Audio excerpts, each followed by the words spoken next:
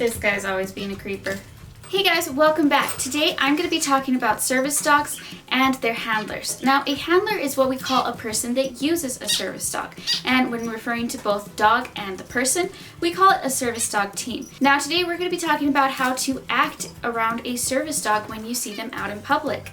Be sure to subscribe to my channel because I do put out an educational video about animals every week. Now, here are some things that you should never do or say around a service dog team, and hopefully this helps you the next time you see one. Now, the very first topic is never ask someone why they use a service dog.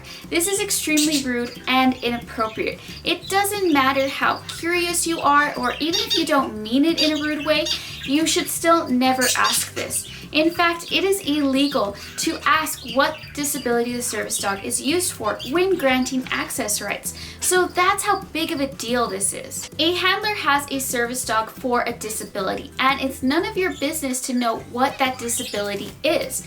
Now, you would never go up to somebody in a wheelchair and ask them, hey, how did you end up in that wheelchair? That's just not something that you would do. If you're raised with manners, you know that there are some questions that are just not appropriate to ask. If you see someone that has an amputation, you're not going to ask them why they don't have an arm or a leg. You understand that things like that are inappropriate.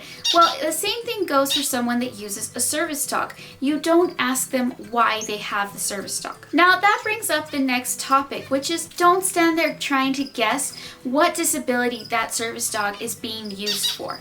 I can't tell you how many times somebody has come up to me, looked me in the eye, and asked if I was blind. And some people will actually try to guess what the disability is by naming off the ones they can think of and watching to see how I react from it. Now think, how would you feel if somebody went up to you, somebody you didn't know, and asked you what your medical history was? I'm pretty sure everyone would find it extremely inappropriate if someone was standing outside of a doctor's office and loudly guessing what each patient was going in for. So don't do this to a service dog team. The next very important thing is to never pet or distract a service dog in any way. Now, you can ask the handler if you can pet the dog. Most likely the answer is going to be no. But you should never do it without the owner's permission, and you should never reach out to the dog, try to get it to sniff you, try to call it, try to whistle at it, baby talk to it, normal talk to it, or do anything that would distract it or try to get its attention directed towards you. So if you see a service dog, the best and most correct thing to do is completely ignore that it is even there. Now, people always think that we're dog beaters by not allowing other people to pet our service animals. However, this is not the case. The handler is not being rude to you by not allowing for you to interact with their dog. Interacting with a service dog or distracting it is actually putting the handler's life in jeopardy. There are certain disabilities that service dogs are used for, and their tasks are so critical that if that connection is interrupted or the service dog is distracted, the handler could actually end up in the hospital or worse. This is because when the service dog is distracted by another person and that connection between them and their handler is interrupted, they can fail to alert the handler to certain changes in their medical condition. So I'll explain this to you by using a story. Recently, this story was going around social media. There was a girl that was out at a store with her service dog, and she was a pretty normal looking person. The type of person that people think, oh, they don't need a service dog. And while she was trying to pay, a woman kept trying to grab her dog and pet it and play with it. And the girl repeatedly asked her to please stop doing that. However, the woman would not listen to her, and so the girl just wanted to pay for her stuff and get out of there, because this gets exhausting. I can say this from experience. It is exhausting having to constantly tell people to please leave my dog alone. So as this girl was paying the cashier, she actually ended up passing out right in front of the cashier and ended up getting severe injuries from the fall and from having a seizure uncontrollably on the floor. And why did this happen? This happened because that woman failed to respect a working service dog, and that service dog was not able to alert her handler that she was going to have a seizure. I'm not sure what happened in this case, but it is possible for the handler to press charges against the person that distracted their service dog in these types of situations. And understand that we're not being mean by not allowing for people to pet our dogs. Our lives depend on our dogs, and service dogs are medical equipment.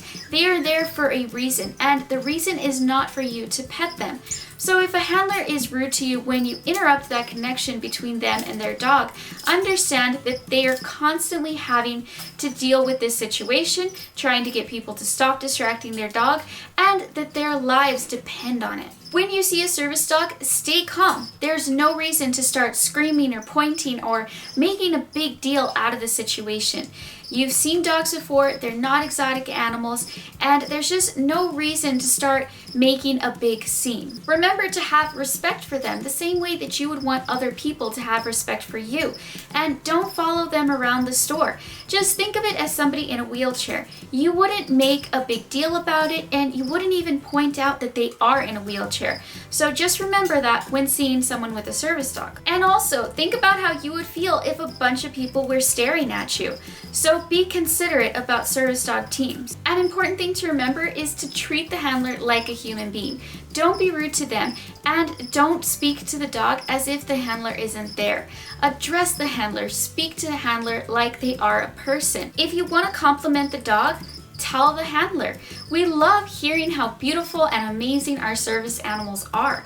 So don't talk to the dog as if the person isn't even there. So many times people start talking to Caspian, telling him what a pretty boy, oh, you're a good boy, aren't you? What's your name? And then they get mad that I don't answer them. Well, they're not talking to me, they're talking to Caspian, and if Caspian doesn't answer, I can't do anything about that. Here's something you might be surprised by. Don't expect for the handler to tell you what their service dog's name is.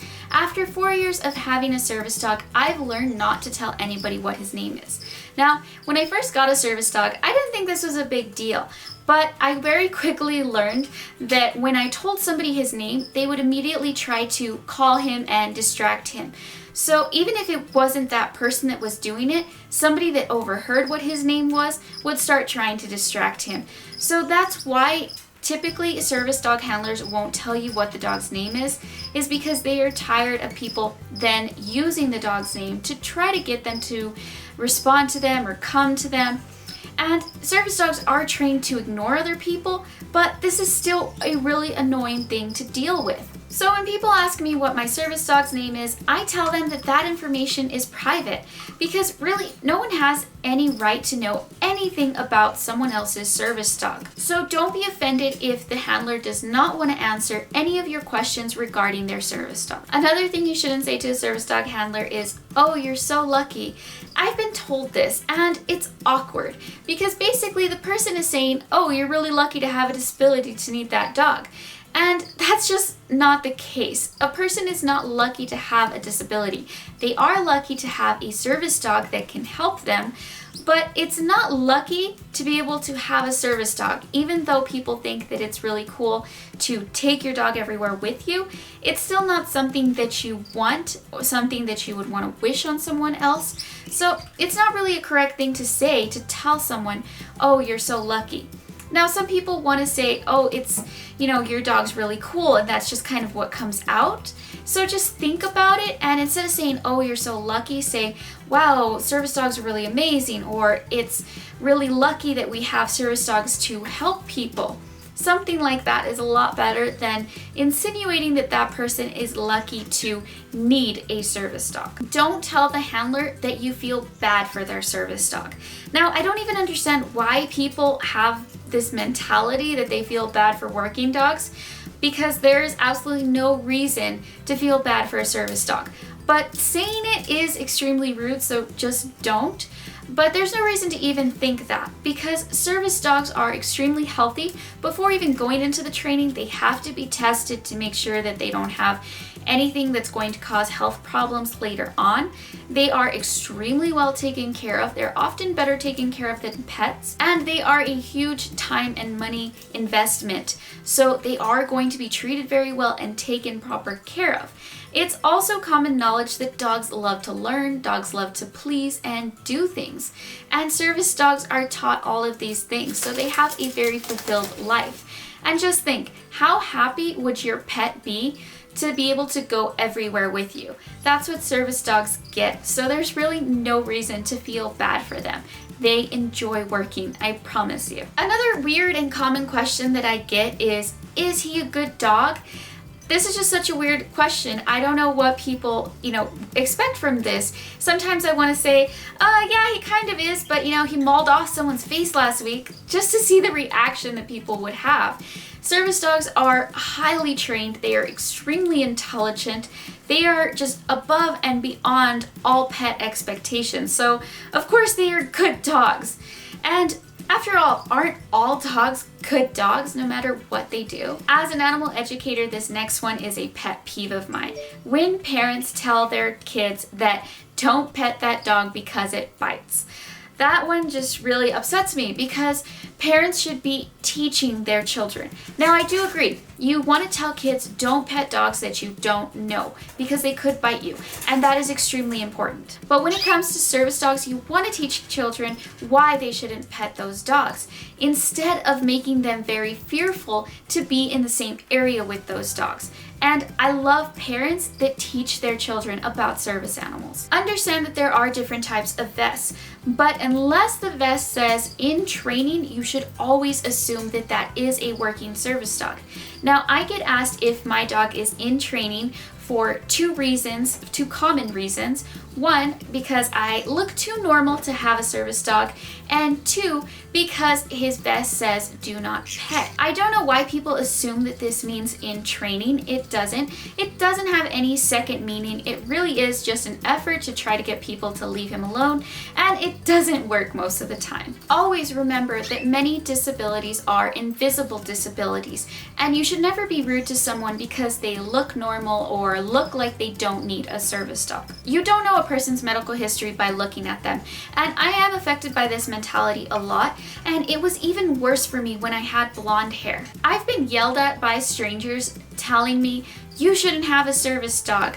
And my response to them is, I am glad that you are not my doctor. Now, this is not to say that there are not fake service dogs out there. There are, and it is a huge problem. And I will be making some videos in the future about how to identify a fake service dog and the problems that fake service dogs cause for people with disabilities. If you know someone that is getting a service dog, don't tell them that they don't need a service dog or that they didn't need one before. I experienced this with friends, but my health and well-being are more important than a friendship with someone who doesn't care about those things. I've even had family members accuse me of having a fake service dog, even though they've never met Caspian. My medical history is not something I share with all of my friends and family, and it's really none of their business. And the same goes for everyone else. If they tell you, that is a big deal. But if they want to keep that information private, then just respect that and always be supportive no matter what. And just remember that people with service dogs are normal people, just like you, that want to go about their day and get their stuff done so that they can go home. Remember that you are not the only person that wants to interact with the dog and talk to them. You're probably the 20th person that day that has interrupted what they are doing. And this can get really tiring. Imagine if every time you went into a store, some stranger wanted to stop you and show you a bunch of pictures of their pets on their phone. Now, this might be, kind of cool or interesting the first 3 or 4 times, but after a while, you would get tired of it and you would just want to go about your day without constantly being harassed by people that want to show you pictures of their dogs. So if you do see a working service dog team, just let them be and let them go about their day. Personally, I have a really hard time talking to strangers. When you have a service dog, everybody wants to talk to you. But it makes me really nervous to talk to people that I don't know. Even when I see fans of this channel, I get really nervous and I want to tell them how excited I am to meet them because I love meeting fans. But it's hard for me because I get really nervous and I want to let them know how excited I am, but I don't know what to say and then it feels awkward and it's just difficult. So just remember that a person with a service dog might feel that way. Now, some people will let you pet their service dog and they'll tell you all about their service dog and their medical history and their disability and all of that.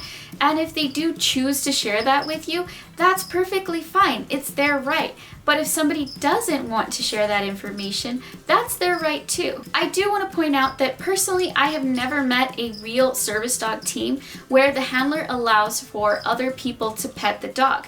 And I'm sure you can understand why that is, since I have explained why it is so crucial for them to stay on task and have their full attention on their handler. Thanks for watching this video. I hope it was insightful for you. And if you have questions, you can find me on Facebook, Instagram, and Twitter.